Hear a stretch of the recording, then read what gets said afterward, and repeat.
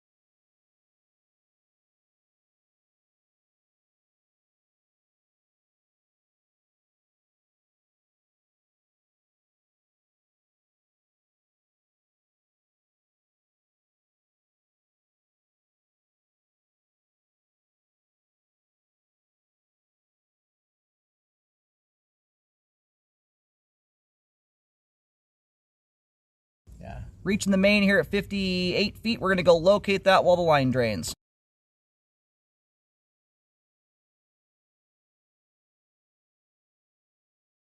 All right, just located the camera head. Line terminates out on Parkside Avenue. As you face the house from the street, again, the line exits out just to the right of the front door. It crosses from left to right under almost the full width of the driveway. Oh, probably... Now, the driveway skirt's kind of obscuring my view right now, but probably within a couple feet or so of the left side edge of the driveway, the line turns and shoots out to the street. You'll see a double S stamped in the curb, right where the line crosses into the roadway. That gives you a good reference. There's also an SD over there for storm drain. SS is your sewer. So the one thing I am noticing about the line here, we've got some pretty thick grease and debris buildup in the flow line. I'm going to recommend cleaning on the line. If I recall, at the transition to PVC, I think we had a little bit of an offset there, but it did not look terribly significant. The grease buildup is, honestly, after 13 years of scoping lines, grease buildup is more concerning as far as flow goes than a lot of structural issues. A lot of times it's grease buildup that exacerbates things like bellies and offset joints, things of that nature, into something that actually causes a problem. So it's a good maintenance item, and once the line's cleaned, you can mitigate the buildup entirely just by living habits. That's all you got to do. But yeah, right there is the. I can hardly call this thing an offset. It's 1/16 of an inch.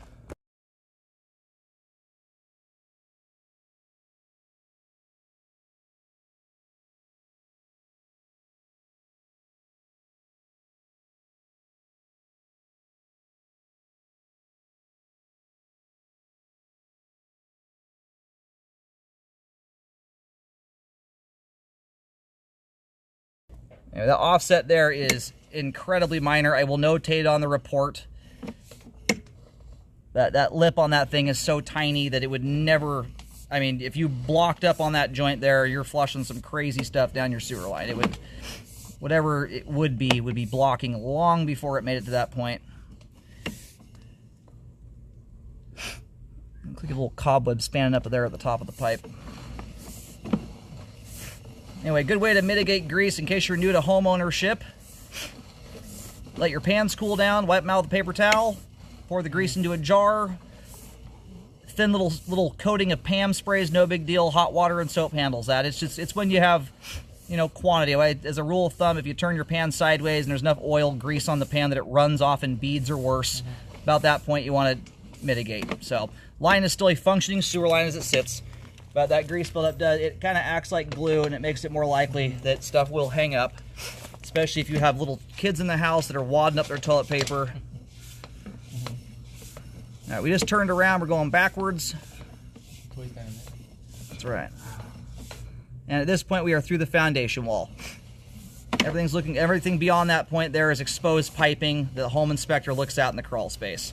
So line itself here looks good structurally, all has good slope and grade, good flow. The only thing I could even nitpick is the world's tiniest offset joint there.